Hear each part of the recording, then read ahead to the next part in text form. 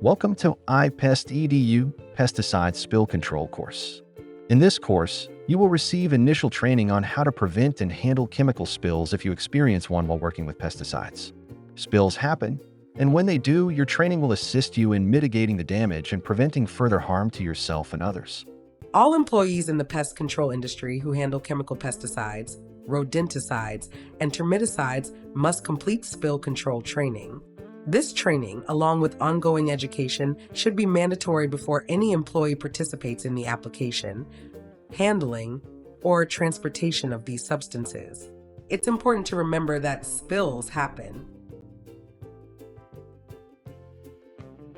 Unfortunately, if you work in the pest industry long enough, you will experience some form of chemical spill. That is our world. The risk to the public, the environment, and yourself can be significant if you are not prepared and trained. How you handle the situation will determine the amount of potential damage.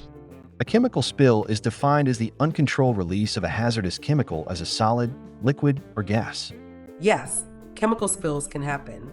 However, it does not have to be a moment of mass panic. If you are trained, prepared, and properly equipped for this type of event, you can react professionally to control and stop the situation. This may be the most accurate statement of the entire course. The best spill control is prevention. So, before a spill happens, ensure you are aware of the spill cleanup procedures and training for this event. Know who to call in the event of a pesticide spill. Reporting all chemical spills is a legal requirement.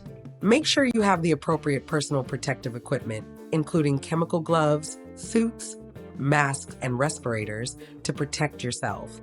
Ensure your area or vehicle is equipped with the proper spill control kit and ready for deployment. Check your equipment and the kit each day before starting to work, and imagine what you would do if a spill occurred. Let's look at an example of how thinking ahead can prevent or minimize a potential chemical spill. In this case, Oh No Pest Control Technician is performing a termiticide treatment around this house. He is ground rotting the trench and pumping termiticide into the soil from his termite rig, which holds 100 gallons of termiticide. His pump dispenses the chemical at 35 pounds per square inch and 2 gallons per minute. So what could go wrong? The pump is pumping the termiticide through a hose at 35 pounds per square inch. Over time, if not maintained, a hose can develop weak spots and rupture. When that happens, the pump continues to pump at 2 gallons per minute, creating a fast-moving chemical spill in progress. The technician has his back turned to the rig, so it will be a delayed reaction until he notices the hose has ruptured. Consequently, the chemical is being pumped onto the street. Since the technician did not think ahead, he parked his truck on an incline and failed to notice the storm sewer in front of his truck. Thus, that chemical is heading right for the sewer and into the ecosystem. This has the potential to be a catastrophic event, as the termiticide is lethal to fish and the ecosystem. One of the biggest problems with chemical spills is that no one expects it to happen. Despite all the training and drills you may have had on the subject, when it happens, you either panic or react. Professional fighter pilots, for example, use preventive visualization regularly. They visualize numerous things that can go wrong, then think through how to react. Before each day, think about things like, what would happen if my hose were to burst while pumping? What if the clamp on the bottom of the bowl breaks off? Where should I park my truck on the street in case of a pump, bowl, or hose failure? Where is my spill kit, and where is the shut-off valve to the motor on the rig? What would I do first if the top came off my backpack sprayer and it fell near a swimming pool? Visualizing a potential crisis each day and how you would respond to it reduces the chances of panic and reinforces a positive reaction.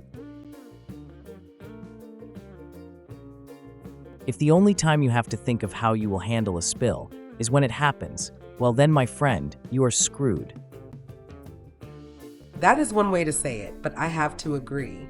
Another thing that will help you prepare is to make sure your service vehicle is set up properly. Think about this. If you had a spill now, how difficult would it be to access your spill kit? Could you even locate it? Do you have access to your SDS documents? Is the spill kit current? Are you missing any PP? absorb, or socks? The time to answer these questions is before you have a spill. Consider the small details. For example, when positioning your truck, do you identify the nearest outfall or storm inlet? Is your vehicle on an incline that directs any spills toward the sewer?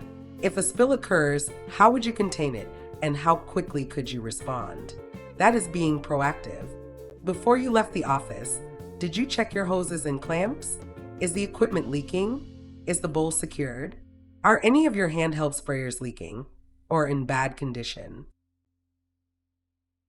Let's dig deeper into chemical spill response and clean up as pest control professionals. The first thing is to react quickly with knowledge and urgency. Never panic. We do not need you running around the truck with your hair on fire, yelling, "Run for the hills." You may see it more clearly if we break this down into 3 essential parts, which we call the 3 C's of a chemical spill in the pest industry. Control, contain, and cleanup make up the 3 C's. Control stops and prevents further release. Contain, keep the spill in as small an area as possible. Clean up, remove, and clean the contaminated area. Let's peel back the layers on each of these for better understanding. The first step in control is stopping the source. Before you do anything, you must stop the source of the spill. In the case of the termite rig hose rupture, the pump is still running, so you would shut the engine off immediately, which greatly reduces the flow, for example. Containing the spill is the next step, and this will require you to have your personal protection immediately ready, as you will need it to start the containment process. This all must be done with a significant sense of urgency, as the spill will spread. That is why you have to pre-plan your actions, and it is essential to have your personal protection gear and spill kit readily available and accessible. Your PPE should be clean and stored for quick access. Wear a Tyvek suit, chemical-resistant gloves, goggles, a clean respirator, and, of course, a long-sleeve shirt and chemical-resistant shoes. The key is to protect yourself while performing the control and containment. Work quickly yet professionally and avoid panicking. Conduct a rapid evaluation as you prepare to address the containment area. Inspect the entire site where the product is flowing. Do not get tunnel vision. You should be familiar with the product involved in the spill. The label will advise you on what PPE you will need.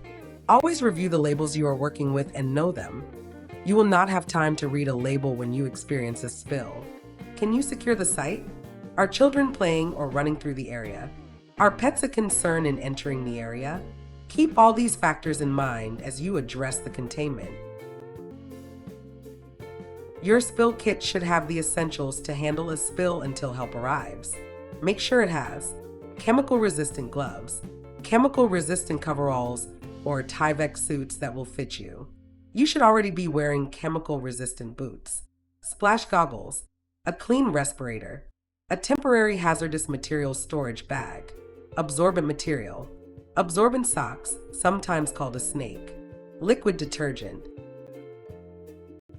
Depending on the chemicals you are working with, your spill kit makeup could be different. The key, regardless, is to have it ready and be prepared. By being trained and continually practicing, you can turn an "oh no" situation into an "I got this" situation. So when a spill happens, and it will, you will be able to spring into action immediately. Regardless of whether it is a big spill or a minor one, the rules still apply. Control, contain, clean up. We have already discussed control. So let's talk about containment, which is the next step. Assuming you have already stopped the source of the spill and you have the proper PPE equipment on, the next step is to contain the spill. Quickly, but not in a panic. Secure the socks and absorbent material and tackle the spill at the furthest point before it reaches a storm sewer or water source. Use the socks to dam and stop the flow. In extreme emergencies, use dirt or anything else to stop the flow, but remember that any material used is now contaminated. When using the socks to stop and contain the flow, work from the outside in. Never enter the spill area. Always work from outside the area. Now that you have contained the spill, Ensure the entire area is secured so that no one can accidentally enter the containment zone. At this time, notify your management team and any other authorities if necessary. So now that you have stopped the source, contained the spill, and made the necessary management calls, let's examine the cleanup process. Cleanup will vary depending on the chemical, so always refer to the product label. In most cases, at this stage, you will begin the absorbent process. Chemical socks are not the ideal tool for this. On hard surfaces where the spill is contained, use absorbent materials or chemical absorbent pads. Use the pads or absorb to soak up the chemical within the containment field. Remember to use small amounts of absorb, as it is capable of soaking up a lot of material with just a little. That small jar of absorb is designed to soak up 50 gallons of product. A little will go a long way. If the spill is on a non-absorbent surface, then all the absorbent material that was placed on the spill must be swept up and placed into the chemical disposal bags. If the contaminated surface is porous, such as soil, carpet, or wood, the solid material may need to be discarded. In most cases, simple detergent will break down the pesticide. Again, refer to your label. However, never allow anyone to wash or hose down the area. Do not allow any of the wash or cleanup to run off-site. Upon completion, remove all contaminated clothing and equipment and call your manager to determine what to do with the contaminated material and gear. You have completed the basic pesticide spill control course, so let's do a quick review of the 3 C's. Control the spill and ensure that it has stopped forming at the source. Shut off the mixing or application equipment, or pump that is leaking. Turn the container right side up if it has fallen. If the container is broken or leaking, place it inside another container. Contain the spill. Stop the spill from spreading.